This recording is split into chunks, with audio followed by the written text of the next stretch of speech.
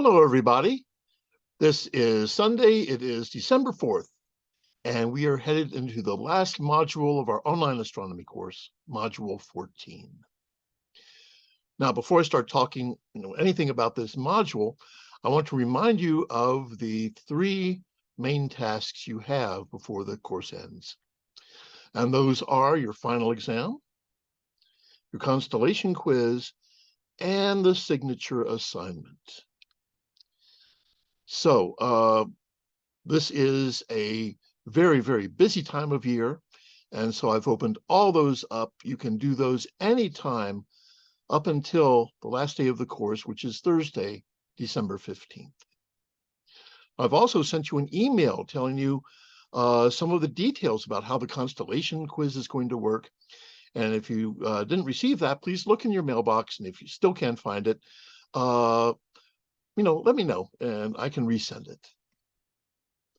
So here we are, moving into the end of the course, Module 14. And there's a lot to talk about in Module 14, because Module 14 is about cosmology, the study of the entire universe.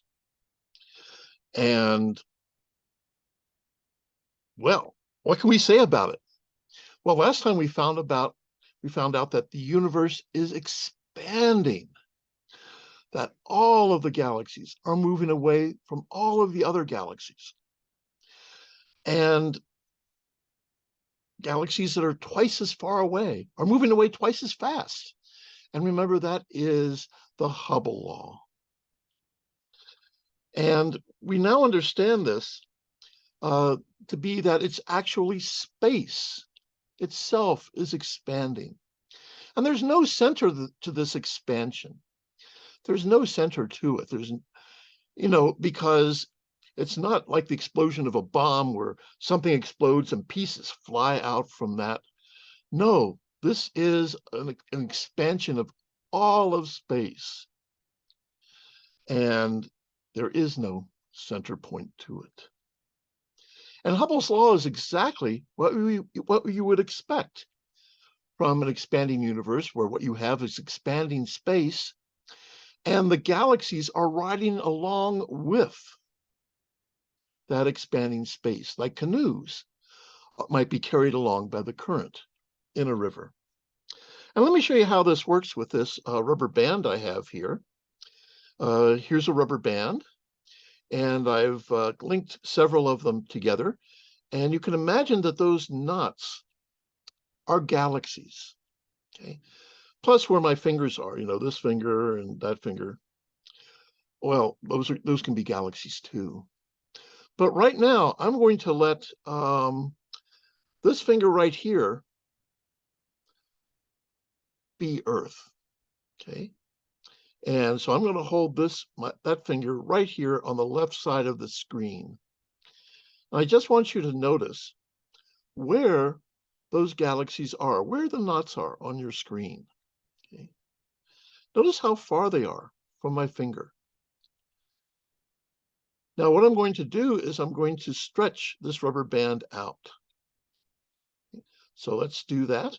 I'm going to move this a little bit further back so you can see it better. Here we go. So I'm going to stretch it out. And I'm going to stretch it out. So you see that knot that's nearest my nose, the galaxy nearest my nose? I'm going to stretch that over to the right side of the screen. So here we go. Let's stretch it out.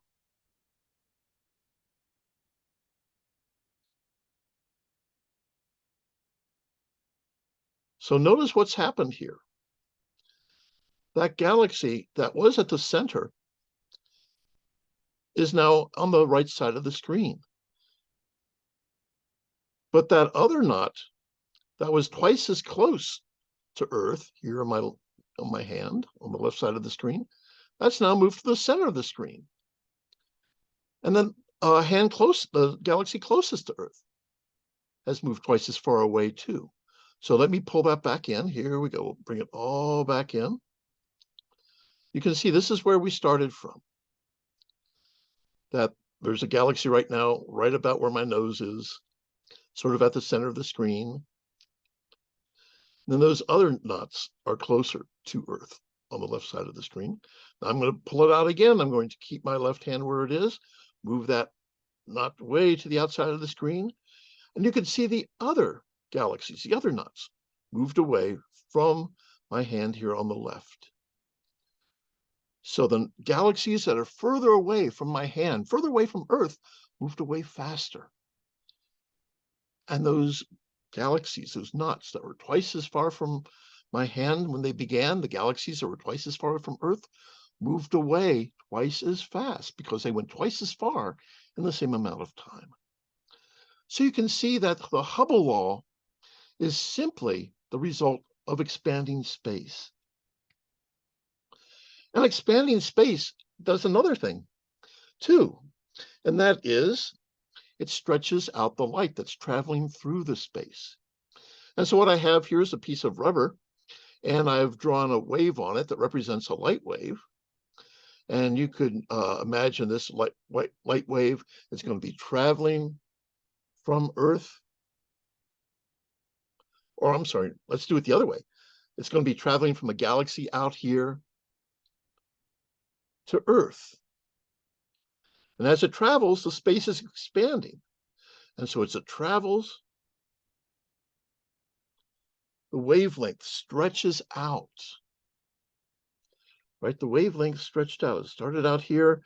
As it traveled to the left side of the screen where Earth was, it stretched out due to traveling through the expanding space. And that is called the cosmological redshift. And that's what causes the redshift of the galaxies, the distant galaxies that we can see. You know, these galaxies are being carried along with the expanding space. Now, these distant galaxies might be also moving through space, but that motion through space is slow compared to the expansion velocity. And you can see the redshift. Take a look. This is behind me. What you see is the James Webb Deep Field. It was taken back in July of this year. And you can see that some of these galaxies, like take a look at this one here, looks very red. And why is that? Because it's so far away that its light has been redshifted. And some of these are even more redshifted. We're looking way back here. This is a picture of a cluster of galaxies that's about 4.6 billion years far away from us. That means we're seeing this light and seeing these galaxies as they appeared 4.6 billion years ago. So it's really just amazing. Now, if you can imagine everything just expanding like this, all these galaxies moving away from each other, galaxies twice as far away are moving away twice as fast. Imagine you just, pull out your iPhone or your smartphone and take a video of it. And then you run that video backwards. Now, galaxies that are twice as far away are moving in toward each other twice as fast. Galaxies that are 3 times as far out are coming in 3 times as fast. And what that means is that sometime in the past, all of those galaxies were very close together at the same time. In other words, the universe started out very hot, very dense, and expanded from there. And that idea that the universe began in a very hot, dense state and expanded outwards and cooled as it went, well, that idea is the Big Bang. And so you can see that the Big Bang is not some theory that astronomers have. It's an observation. Once you see that galaxies twice as far away are moving away twice as fast, there has to have been a hot, dense beginning. And that's the Big Bang. So that is pretty cool. We now know where everything came from or how it all started, but we don't know how it all started. And I'll explain that in a few minutes. But we do know how the universe evolved from this very hot, dense beginning. And Well, we know how fast the galaxies, running the video backwards, we know how fast they're coming in. We know how far they have to go.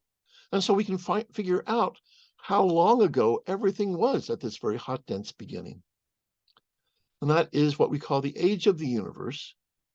And it turns out to be 13.8 billion years. Our universe was 13.8 billion years old. That's how old our universe is. Where's the evidence of this Big Bang? You know, if the universe began with in a very hot, dense state, there should be some evidence of that now. It's sort of like, you know, if you were just walking through the woods and you came upon a campsite and you went over to where the campfire was and it was still a little bit warm, you could tell that early on there were some people there and there was a good fire going. Well, the same thing is true of the Big Bang.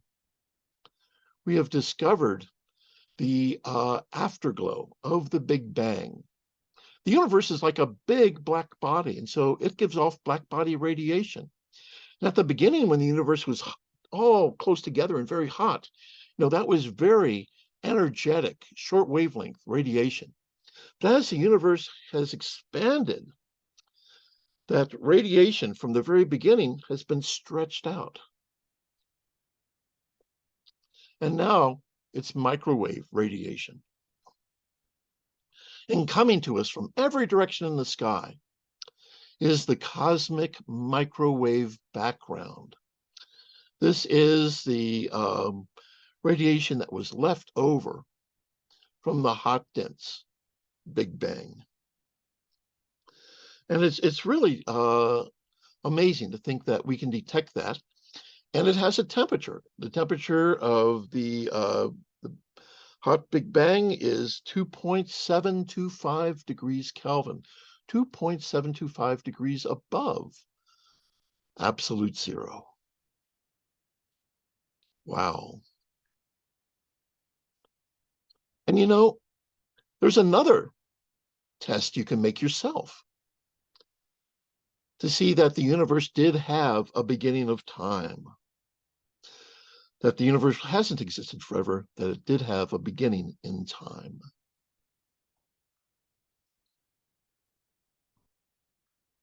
And it's this. If you go out at night and there's no moon in the sky and you look up, what do you see? It's dark at night. Now, why is it dark at night?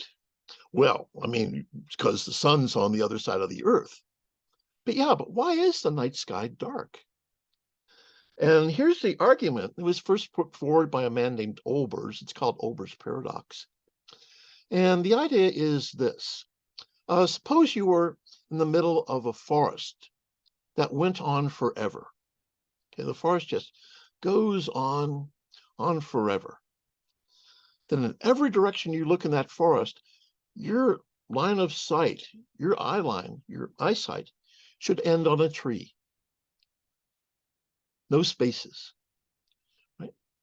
In the same way, if the universe goes on forever, if it's infinitely old, then every direction we look in the sky, our line of sight should end on a star.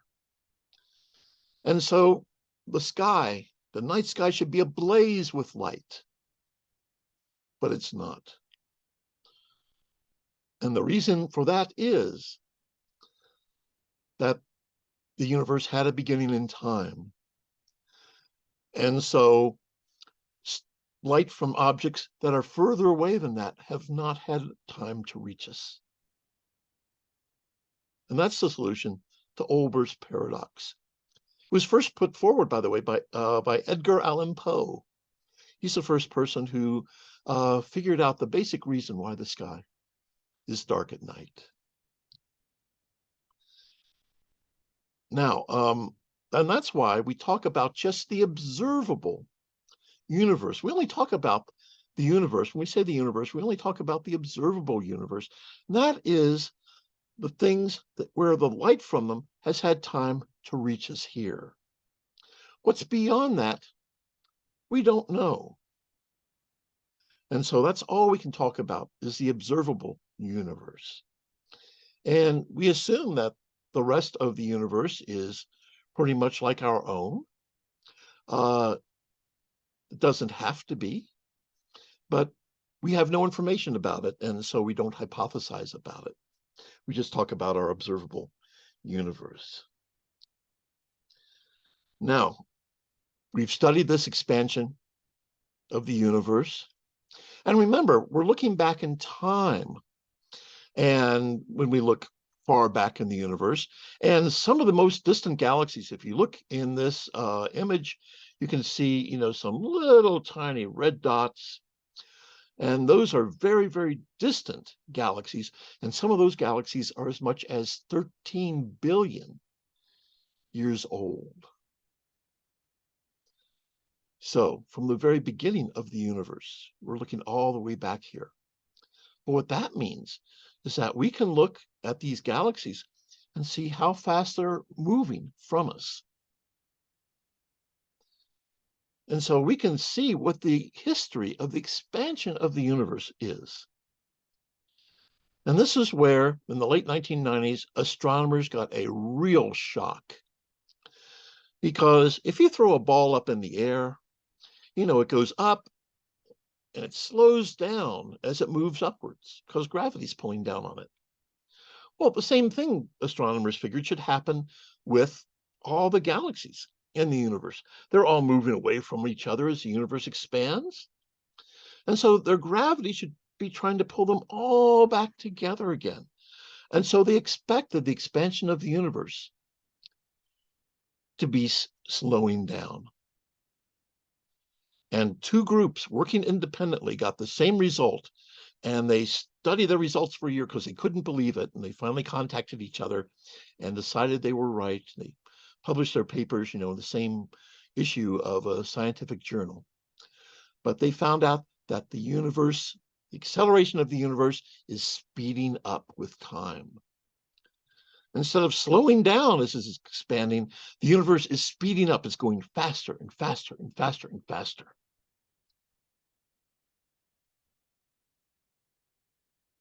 What's really amazing is that the mathematics, the theory to explain this, is already in place.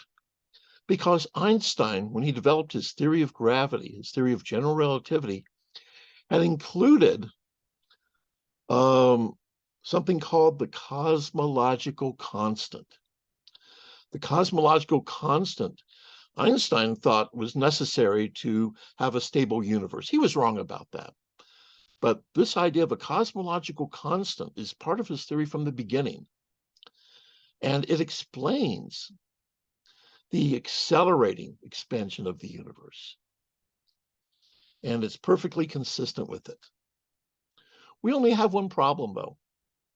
We don't know what is causing it physically. What is causing the acceleration physically? And so we give it a name, a rather unfortunate name. We call it dark energy, which makes it sound like it has something to do with dark matter, and it doesn't. It has nothing to do with dark matter. Dark matter is non-luminous matter that we can only detect by its gravitational effects. We have no idea what sort of matter that is. So dark energy is a mystery. So dark matter is a mystery. And dark energy is a bigger mystery. We have no idea about what is causing this expansion. And dark energy acts this way. You know how it acts because it's in part of Einstein's theory, that if you have 2 points in space, the space between those 2 points causes a slight repulsion between them. Now, it's an extremely weak force. I mean, it's of no importance in our solar system. It's of very little importance in our galaxy, practically no importance in our galaxy. But when you get out to cosmological distances over billions of light years, millions and billions of light years, then the repulsion between these 2 points in space does have an effect, and it causes the expansion of the universe. Now, it's not like astronomers don't have any idea about what's going on. We do. There are ideas about a dark energy that can fill every square centimeter of space. It's where you are, it's where I am, it's within us, it's all through us. And it's of no importance to our daily lives, as I just said. But theoretically, people have tried to calculate, well, how much dark energy should there be? Because we can measure it. We know how much there is just from knowing how the expansion is speeding up. So you can try to calculate, well, how much do we think there is? And we get the wrong answer. And we get the wrong answer by a factor of 120 orders of magnitude. That means a 1 followed by 120 zeros. That's by how much our answer is wrong, which is huge embarrassment. So all we have to do is say, we do not understand dark energy. Yes, we don't understand dark matter, but we don't understand dark energy to a much higher power of not understanding. But we're still learning more. We've just had the James Webb Space Telescope launched, and we'll be getting more data all the time. And hopefully we can begin to solve some of these puzzles. Wow. What else can I tell you about the universe? Well, you might be wondering, what is the shape of the universe? What does the shape of the universe even mean? Well, the shape of the universe means, is it flat? Is it curved like the surface of a sphere? Is it curved like the saddle that you'd put on a horse? And how can you envision this? Well, if I draw a triangle, if I have 3 points anywhere in space, let's say here's one, and over here's one, and maybe down here is another one. If I have 3 points in space, and I physically connect them with lines to form a triangle, does that triangle have 180 degrees? You know, in flat space, it will. In curved space, on the surface of a sphere, if I draw a triangle, I get more than 180 degrees. If I draw it on a shape of a saddle like a horse, I have less than 180 degrees. And so I could test it that way. You can also test it by sending out 2 parallel laser beams going out parallel into space. And if those laser beams stay parallel, well, then space is flat and triangles have 180 degrees. If those beams come together eventually, then space is positively curved, like the surface of a sphere. And if those 2 laser beams eventually spread apart, then space is negatively curved. And we can measure that. Because if you look carefully at the cosmic microwave background, you see that there are little hot spots and little cold spots. Now, when I say cold spots and hot spots, I mean they're hot and cold by about 100,000th of a degree Kelvin, about 10 to the minus 5 degrees Kelvin. But they are there, and these are the seeds of where the first galaxies formed. And they have a characteristic size that depends upon the shape of the universe. Because as light from the cosmic microwave background comes to us from very far away, it gets affected by the curvature of the universe. And so you can tell just by looking at how big those spots appear on an image, whether the universe is flat or positively curved or negatively curved. And in fact, you'll do that on your homework for Module 14. And I'll give you a hint. It turns out the universe is flat. So the universe is flat, and according to the expanding universe, it will expand forever.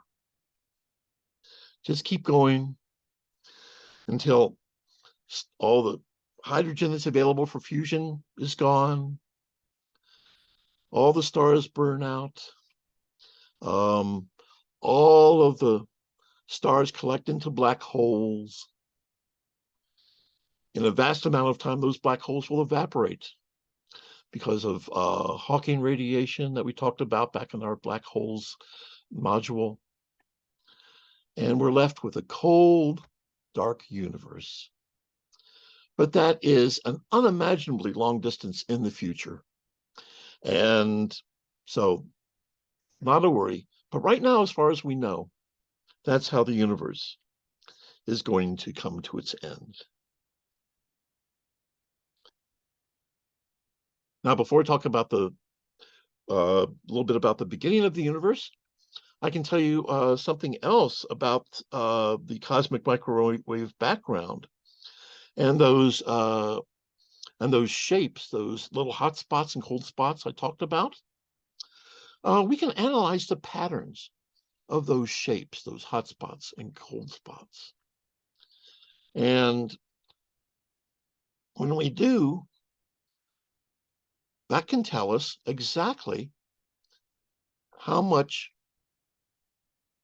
the universe is made of. What's the universe made of? And if you take a look at that, you find out that the universe is 68.5% dark energy. So 68.5 of the energy and the mass, remember, according to Einstein, equals mc squared. They're the same thing. 68.5% of the mass and energy in the universe is dark energy. 26.6% is dark matter.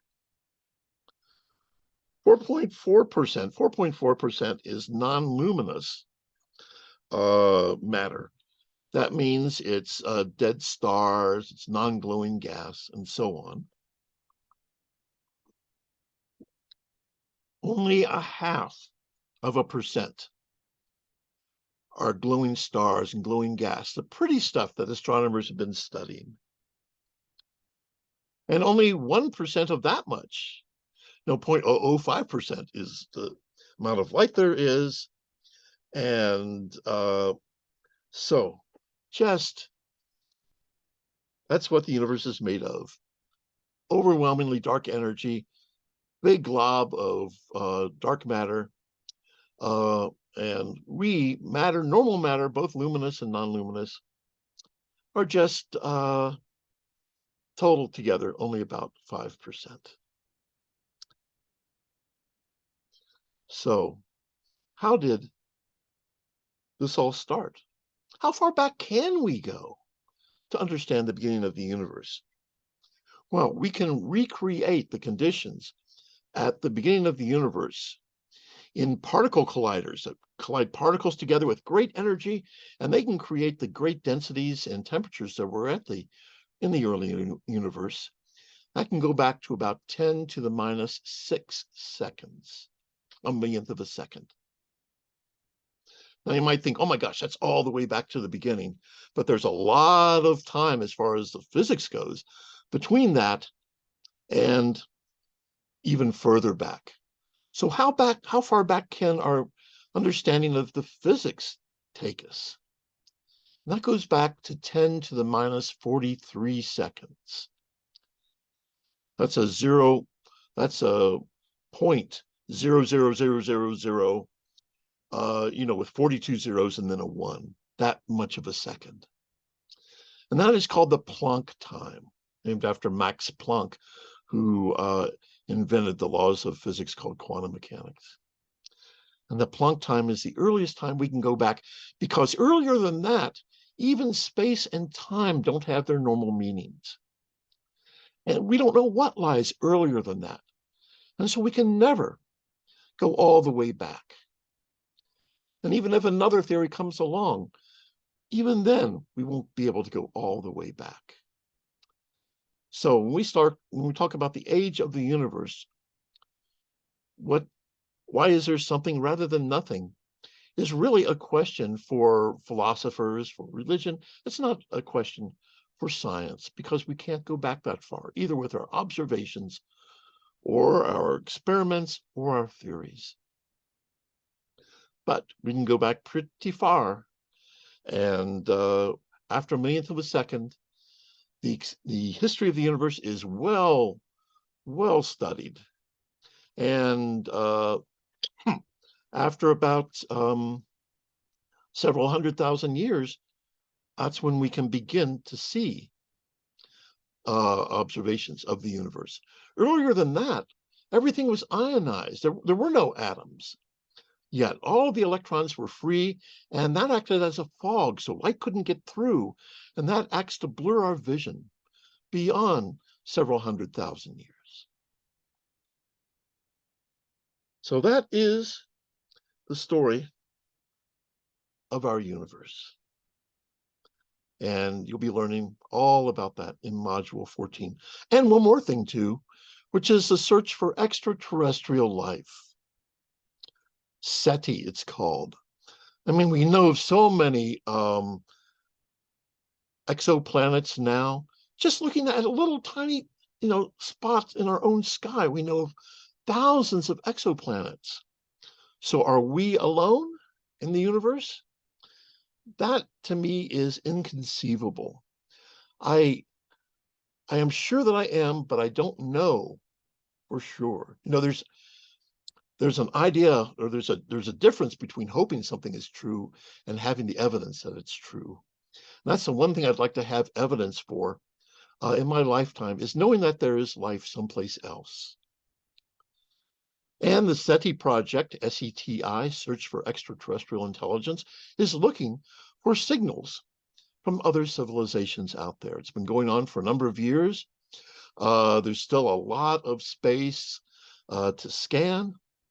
So far, we haven't seen anything, but the search goes on, and I hope someday we will find something like that.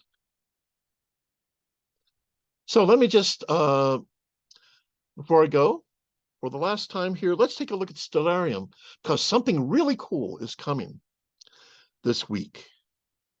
And this is something, and all the time I've been doing this online course, I've never been able to tell students about, because it's never happened during the semester. And so let me pull up Stellarium here. And that is an occultation of Mars. What's going to be happening is that the moon is going to be moving across Mars. And that's going to be happening on December 7th. And that's going to be Wednesday evening. It's going to be happening around 1942. So that's going to be around 7:42 in the evening is when it starts. And so here I'm facing east. The moon is going to be about 30 degrees above the horizon, so it should be above the horizon for most of us, unless you live really close to the mountains. And so I'm just going to get close to the moon here, and I'm going to click it and put it in the center of my screen. There we go. I'm going to zoom in on it.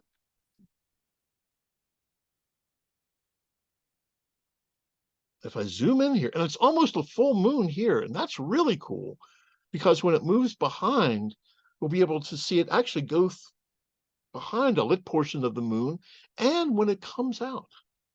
So here is 7:42. I'll keep zooming in here, and you can see there's Mars about to go behind the moon.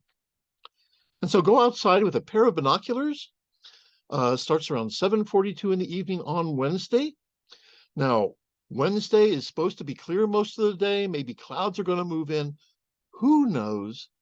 But there's usually some clear sky, low in the east in the evening. So go out and take a look and see the occultation of Mars. And it will travel across the moon. The moon will travel across Mars, I should say. And it's really be a sight to see.